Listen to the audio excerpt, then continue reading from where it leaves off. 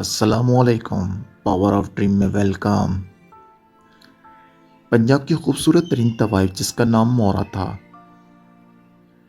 मोरा का ताल्लुक एक मुसलमान घराने से था। इस वक्त पंजाब में राजा रंजीत सिंह की रियासत थी। मोरा के हुस्न के चर्चे राजा रंजीत सिंह के दरबार तक जा पहुंचे। इसलिए रंजीत सिंह अक्सर मोरा को अपने दरबार में रक्स के लिए बुलाता। एक दिन मोरा राजा रंजीत सिंह के दरबार में नाच रही थी कि इसके नाचते नाचते अपने गुलाब जैसे पांवों पर नजर पड़ी। इसके बाद इसने अपना सरापा हुस्न को दरबार में जड़े शीशों के अक्स में देखा और फिर इसकी नज़र सामने बैठे बेढंगे काने बदसूरत राजा पर पड़ी तो इसकी हंसी निकल गई। राजा रंजीत सिंह चूंकि एक बड़ा काया और होशियार शख्स था, वो इसकी हंसी को भांप गया। इसने रक्स रुकवा कर पूछा, तुम मुझे देख के तंजिया हंसी क्यों हंसी? मोरा डर गई। बादशाह इसका खौफ भी भाप गया, लिहाजा इसने इसकी जान की अमान देकर पूछा, तुम मुझे देखकर क्यों हंसी थी?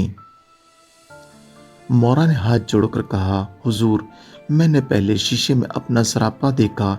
इसके बाद जब आप पर नज़र पड़ी तो मेरे दिल में आया, अपने ज़माने की सबसे खूबसूरत औरत किसके सामने नाच रही है, और मुझे इसके साथ ही कुदरत की सितम ज़रीफ़ी पर हंसी आ गई।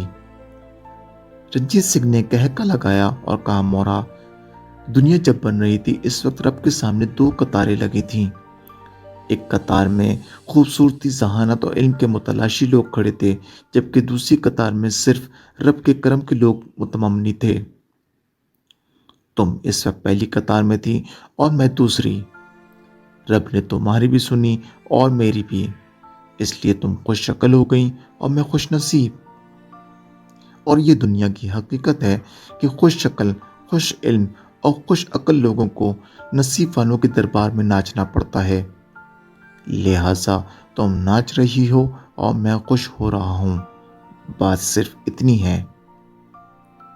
कई मुसन्निफ लिखते हैं कि बाद में राजा रंजीत सिंह ने मोरा से शादी कर ली और कुछ का ख्याल यह है कि नहीं की थी, लेकिन वो एक मर्दम शनास औरत थी। इसने बाद में राजा रंजीत सिंह से शादी के बाद लाहौर में मोरा मस्जिद बनवाई।